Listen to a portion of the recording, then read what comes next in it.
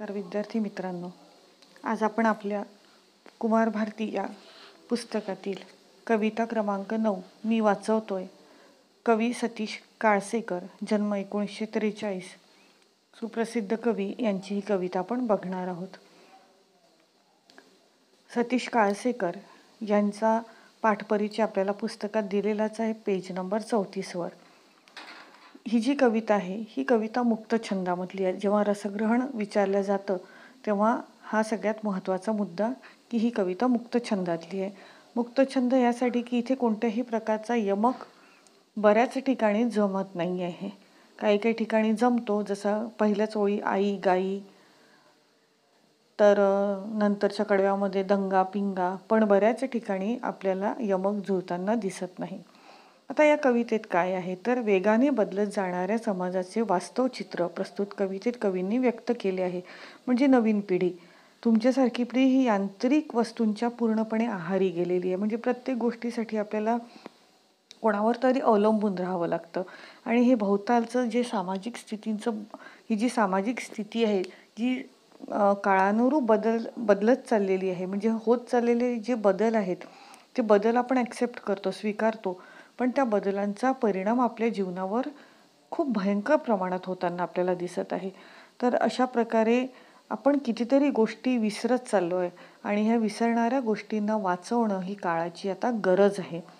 ह्या कवितेत सतीश काळसेकर यांनी म्हणजे आईपासनं तर कवितेपर्यंत प्रत्येक गोष्टीला वाचवण्याची गरज आहे हे आपल्याला सांगितलेलं आहे. आपल्याला प्रस्तुत कवितेत पुस्तकात जर आपण बघितलं तर अगदी सुरुवातीलाच हाकेतून हद्दपार होते. हद्दपार होणे म्हणजे सीमेबाहेर होणे. हाकेतून हद्दपार होते आई, म्हणजे आईला सुद्धा आपण हाक देताना आई असं म्हणत नाही. मम्मी, मम्मा, मॉम, मदर जे काही आपण वापरतो, तर हे नाव सुद्धा आपल्या हाकेतनं आता म्हणजे आपल्या बोलवण्यातनं आईला बोलवताना हे सुद्धा आता सीमेच्या पलीकडे चाललेलं आहे. म्हणजे आपल्याला अतिरेक होतो आहे. तर आई या शब्दाचं जर आपण फोड केलं तर आ म्हणजे आत्मा आणि ई म्हणजे ईश्वर. तर ही हाक जी आहे ती सुद्धा आता हद्दपार होते आहे. हंबरायच्या थांबल्या आहेत गोठ्यातल्या गायी, आणि या गायी सुद्धा, हंबरणे म्हणजे गायीचा एक विशिष्ट प्रकारचा आवाज, तर ह्या गायी सुद्धा आता हंबरायच्या थांबलेल्या आहेत. म्हणजे जसं आई ही आता हळूहळू मुलांच्या भाषेतून आई ही हाक जी आहे ती हाक हळूहळू ज्याप्रमाणे आता कालानुरूप नष्ट होत आहे, त्याचप्रमाणे गोठ्यातल्या गायीसुद्धा कालानुरूप त्यांचं हंबरणं सुद्धा कमी होत आहे. म्हणजे जे पूर्वीचं जे चित्र होतं आपल्या देशामधलं किंवा आपल्या खेड्यांमधलं, ते चित्र ह्या प्रस्तुत कवितेतून कवीने व्यक्त केलं की गोठ्यामध्ये गायी राहायच्या, मुलं आईला आई म्हणायचे, ती गाय हंबरायची आपल्या वासरासाठी. हे सगळं जे चित्र होतं ते आता पूर्णपणे नष्ट होत चाललेलं आहे. पण आपल्याला हे थांबवायचं आहे, ह्या गोष्टी आपल्याला वाचवायच्या आहेत. हरवत चाललाय किराणा आणि भुसार, सुपर मार्केटच्या झगमगाटात झरझर, हे सगळ्यांना माहिती आहे. हरवत चाललाय किराणा आणि भुसार. किराणा आणि भुसार म्हणजे धान्य. पूर्वीच्या काळी कोणत्याही प्रकारचे मॉल वगैरे नव्हते, सुपर मार्केट वगैरे नव्हते. दुकानावर पाटी लावलेली राहायची, किराणा आणि भुसार मिळण्याचं ठिकाण, म्हणजे किराणा माल आणि त्याचबरोबर धान्य मिळण्याचं ठिकाण. पण हळूहळू आता ह्यासुद्धा गोष्टी सुपर मार्केटच्या झगमगाटात, म्हणजे आपल्याला कोणतीही गोष्ट जी आकर्षित करते तिकडे आपण वळतो, तिकडे आपण खेचले जातो. पण आपली जी ज्याला म्हणतो की आपण पूर्वापार चालत आलेला, पिढीजात असलेला अनेकांचा जो धंदा होता, ठोक किंवा चिल्लर विक्रेता वगैरे ज्याला म्हणतात, की पूर्वीच्या काळी अशी किराणा मालाची दुकानं होती. आता ही दुकानं हळूहळू आता लोप पावत चाललेली आहे आणि त्यांची जागा सुपर मार्केटने घेतलेली आहे. या कवितेशी संबंधित मला 2 ओळी तुम्हाला असं म्हणजे सहज सांगावंसं वाटतात की फोडणीच्या भाताला मेनू कार्डवर आपण फ्राईड राईस आणि दही भाताला कर्ड राईस म्हटलं की त्याच्या आपुलकीची चव पार बिघडते. म्हणजे फोडणीचा भात म्हटलं की वेगळ्या ज्या प्रकारच्या भावना आपल्या मनामध्ये निर्माण होतात त्या फ्राईड राईस म्हटल्याने निर्माण होत नाही. कर्ड राईस म्हटल्याने आपल्याला काही फारसं आपण मोठेपणा करतो असं नाही आहे. पण जर कर्ड राईसला जर दही भात म्हटलं तर ती आपोआपच त्या दह्याची चव न खाता सुद्धा आपल्या जिभेवर रेंगाळते. तर ही आपुलकीची जी चव आहे ना ती पार आता बिघडून गेलेली आहे. म्हणजे मेनू कार्डवर आपल्याला काय म्हणतो आपण, आजच्या काळानुरूप अनेक प्रकारचे आपलेच जुने परंपरागत चालत आलेले अनेक असे पदार्थ आपल्या मेनू कार्डवर आपल्याला त्यांचं नाव बदललेलं दिसतं आहे आणि त्या बदललेल्या नावामुळे ही आपुलकीची चव आता पूर्णतः बिघडत चाललेली आहे. म्हणजे किराणा आणि भुसार म्हटलं तर तुम्हाला कळणारसुद्धा नाही. तर धान्याला भुसार म्हणतात, म्हणजे अन्नधान्याच्या वस्तू जिथे मिळतात त्याला भुसार असं म्हणतात. तर पूर्वीच्या काळी अशा प्रकारचं लिहिलेलं राहायचं पाटी. त्या पाटीची जागा आता सुपर मार्केटने घेतली आणि आपण तिकडे आकर्षित होतो. कारण आपल्याला असं वाटतं की चला सगळ्या गोष्टी एकाच ठिकाणी मिळते, 10 ठिकाणी फिरायची गरज नाही आहे. हे आपण विसरत चाललो आहे. पण ती जी मजा राहायची किराणा माल घेताना छोट्या दुकानातली, ती मजा आता सुपर मार्केटमध्ये नाही आहे. लोहाराचा भाता आणि कुंभाराचा आवा निघून चाललाय गावगड्यासोबत मुकाट. आणि आता लोहाराचा जो भाता होता तिथे चित्र तुम्हाला दिलेलं आहे की लोखंडी वस्तू बनवण्यासाठी लोहार वापरत असलेल्या भट्टीला वारा घालण्याचे साधन. हा एक भाता होता. तर त्याला जसं दोरीने खालीवर खेचायचे आणि खेचला की तो पंख्यासारखा उघडझाप करायचा. त्याच्यामुळे ते वारा लागायचा त्या लोखंडाला आणि तो जो लोहार राहायचा तो त्या वस्तूला मग वेगवेगळे आकार द्यायचा गरम करून. ते सुद्धा आता आपल्याला दिसत नाही, म्हणजे नष्टच झालेला आहे, लोप पावलेला आहे. कुंभाराचा आवा. आवा म्हणजे जिथे आपण ही जी मटकी असतात ना ती भाजणं वगैरे करतात त्याला म्हणतात. म्हणजे ते सुद्धा आपल्याला दिसत नाही की कुंभार मटकी बनवतो. आपण आता फ्रीजचं पाणी वापरतो, फ्रीजमध्ये बॉटल ठेवतो. पण पूर्वीच्या काळी असं म्हणतात की माठ गरिबांचा फ्रीज, पण असं नव्हे. तो माठ मातीपासून बनलेला असतो. ती माती भाजतात, म्हणजे तो माठ भाजला जातो आणि मग तो पक्का बनला की आपण तो विकत घेऊन त्यात पाणी भरतो. ही एक नैसर्गिक प्रक्रिया होती थंड पाणी पिण्याची. ती सुद्धा आता लोप पावत चाललेली आहे. निघून चाललाय गाव गाड्यासोबत मुकाट. आणि गावगाडा म्हणजे गावाची जुनी संस्कृती. बघा खालच्या चित्रात तुम्हाला दिलेलं आहे की कशा प्रकारे खेडी तेव्हा वसलेली होती, एकमेकांचे शेजारी राहायचे. प्रत्येकजण आपापला छोटा छोटा व्यवसाय करताना दाखवलेला आहे. म्हणजे प्रत्येकांमध्ये मुकाट म्हणजे चुपचाप. मग हे सगळं हळूहळू अगदी कोणत्याही प्रकारचं गाजावाजा न करता आपल्या आयुष्यातून ह्या सगळ्या काही गोष्टी आता निघत चाललेल्या आहे आणि आपल्याला त्या वाचवायच्या आहे. कारण तुम्ही कधी, मला नाही वाटत की कुंभाराचा आवा बघितला असेल किंवा लोहाराचा भाता तरी बघितला असेल. म्हणजे हे आता 99% ह्या गोष्टी आता आपल्या आयुष्यातून निघून गेलेल्या आहेत आणि म्हणूनच कवी म्हणतात की आपल्याला हे वाचवणं काळाची गरज आहे. कारण ही आपली संस्कृती आहे, ही पिढीजात आपल्याला मिळालेली देणगी आहे आणि ही देणगी आपल्याला जपून ठेवणं फार गरजेचं आहे. कल्हईची झिलई विस्तवाबरोबर निघून गेली, मागच्या धगीवर रटरटणारी आमटी राखेसहित दुरावत गेली गॅसच्या शेगडीवर.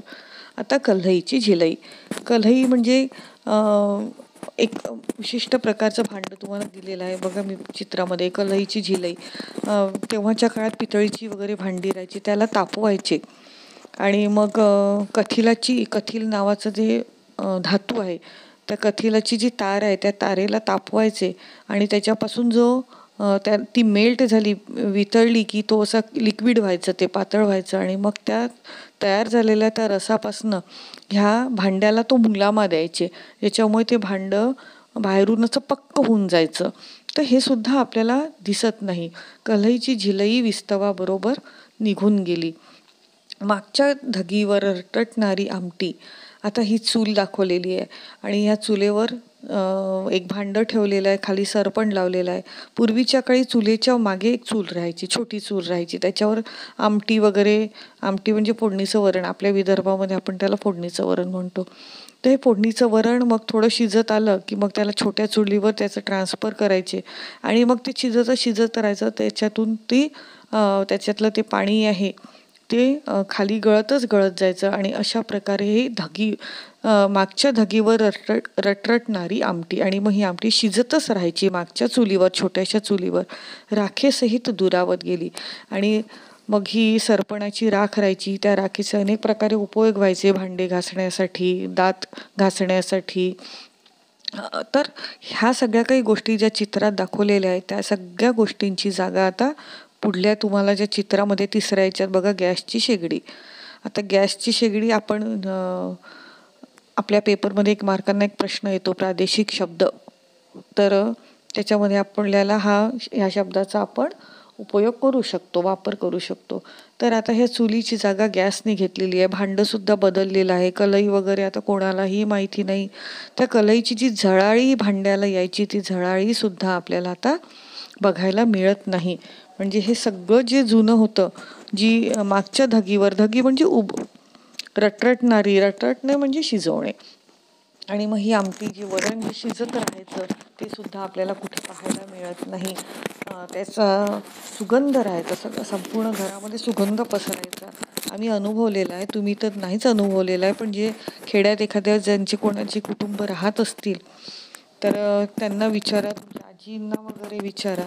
तेव्हाच्या पूर्वीच्या काळची ही जी मजा होती, ही सगळी मजा आता हळूहळू काळानुरूप बदलत गेलेली आहे.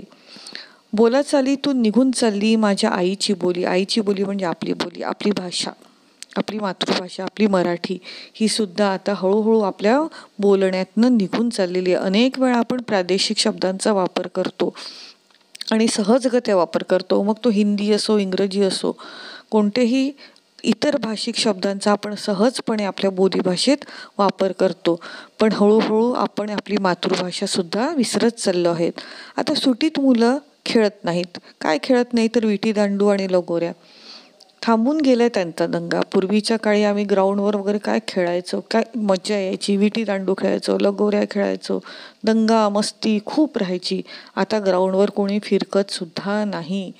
ना कबड्डी खेळत, ना कोणी खो खो खेळत, ना विटीदांडू खेळत, ना लगोऱ्या खेळत मुली, ना भातुकलीचे खेळ खेळत. हे कोणतीही गोष्टी आता आपल्याला पटांगणावर दिसत नाही. हा दंगाच आता आपल्याला दिसत नाही, कारण त्याची जागा परकऱ्या मुली खेळत नाही आता. आधीचे मातीचे खेळ, पूर्वीच्या काळी मातीची छोटी छोटी भांडी राहायची, स्वयंपाक बनवायचा आम्ही त्याच्यामध्ये. मग त्या मातीच्या भांडीमध्ये चूल बनवणं, मग बैलगाडी तयार करणं, मातीचे जे खेळ राहायचे त्याच्यामध्ये भांडी तयार करणं, पोळपाट लाटणं वगैरे सगळं. तेव्हा कुकर वगैरे काही नव्हते. तर या सगळ्या गोष्टी परकऱ्या मुली म्हणजे तेव्हाच्या काळातला तो मुलींचा ड्रेस होता, एक विशिष्ट प्रकारचा, साडीचं परकर पोलकं.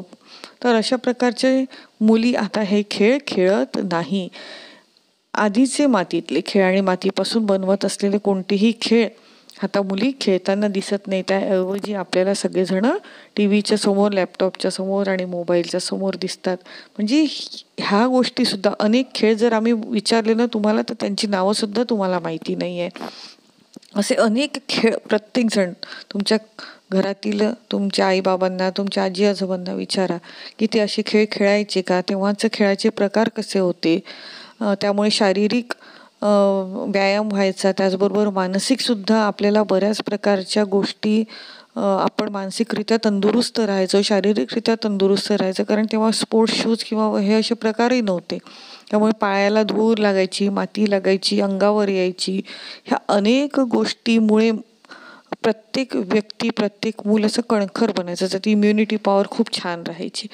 तर अशा प्रकारे खेळांचं एक आपल्याला त्यामुळं आपण की आपल्या जीवनामध्ये जेवढं महत्त्व होतं तेवढंच आपण शारीरिकदृष्ट्या कसं तंदुरुस्त राहू, उत्तम आपलं आरोग्य कसं राहील हे सुद्धा राहायचं. तेव्हा लोकांना सायंटिफिक रिझन माहिती नसायचं, पण हे सगळे जुने परंपरागत असलेले खेळ लहान मुलं त्या काळात खेळायचे. आता हे खेळ पूर्णतः लुप्त झालेले आहेत. आता काय करतात मुलं, तर कुठे दंगा करतात, तर दूरदर्शनच्या चॅनलवर भांडतात एकमेकांसोबत, नाहीतर बघत बसतात क्रिकेटची मॅच आणि उलगडत क्राईम थ्रिलर. नाही तर मग कोणाला क्राईम थ्रिलर आवडतं आणि त्या क्राईम थ्रिलरमध्ये मुलं आपले त्या गोष्टी कशा सॉल्व केल्या जाईल त्या CIDपेक्षा आपण स्वतःच ते ठरवतात. आणि ते चित्रामध्ये दाखवलेलं आहे मी तुम्हाला. लगोरी खेळताना काही मुलं, विटीदांडू खेळताना काही मुलं, ह्या मजा यायची हे सगळं खेळताना. लगोरी आपल्या शाळेत आपण बऱ्याच वेळा बाळापुरे मॅडम, व्यवहारे सर तुम्हाला खेळायला लावतात, कारण हे आपले पारंपरिक खेळ आहेत. हे विसरायला आपण नको, हे वाचवायलाच पाहिजे. ह्या सगळ्या काही गोष्टी वाचवणं अतिशय गरजेचं आहे.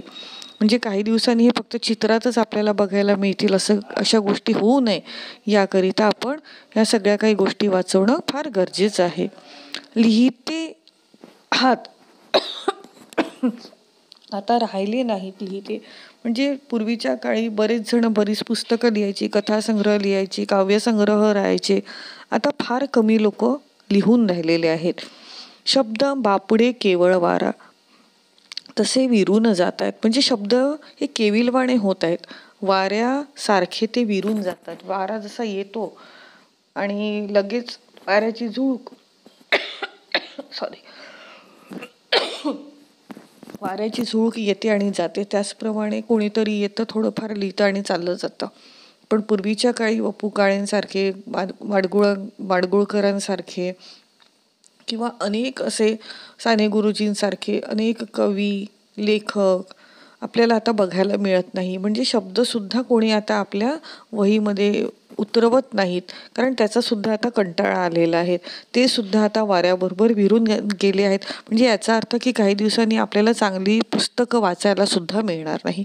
ती सुद्धा आता लुप्त होत आहे, कारण कोणी त्याची तसदीच घेत नाही, कोणी तो त्रासच घेत नाही चांगलं किंवा उत्तम लिखाण करायचं.